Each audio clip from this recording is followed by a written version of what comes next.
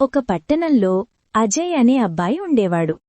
చదువులో బాగానే ఉన్నాడు, కాని కోపం మాత్రం అతనిని వెంటాడేది. చిన్న తప్పు జరిగినా వెంటనే మాటలు కఠినంగా మారేవి. ఏమైందిరా అజయ్, ఇంత కోపంగా ఉన్నావ్? టీచర్ నా తప్పు కాకపోయినా నన్నే తిట్టిందమ్మా. నాకస్సలు నచ్చలేదు. అమ్మ ఏమీ అనలేదు. సాయంత్రం నాన్న వచ్చాక అజయ్ను మెల్లగా బయటకు తీసుకెళ్లాడు.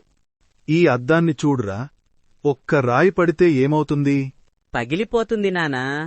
అదేవిధంగా మన మనసు అంతే. కోపం రాయిలాంటిదిరా.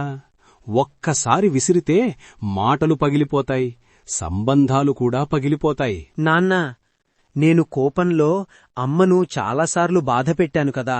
అది గుర్తొస్తే చాలురా, అదే మార్పు మొదలు. ఆ మాటలు అజయ్ను నిశ్శబ్దం చేశాయి. ఇప్పటివరకు తన కోపం వల్ల ఎన్నిసార్లు అమ్మను బాధపెట్టాడో గుర్తొచ్చింది. ఆ రోజునుంచి కోపం వచ్చినప్పుడల్లా అజయ్ ఒక పని చేసేవాడు. మాట్లాడే ముందు 3 సెకండ్లు ఆగేవాడు. కొన్ని రోజుల్లోనే అతనిలో మార్పు కనిపించింది. ఇల్లు ప్రశాంతంగా మారింది. అమ్మ ముఖంలో చిరునవ్వు వచ్చింది.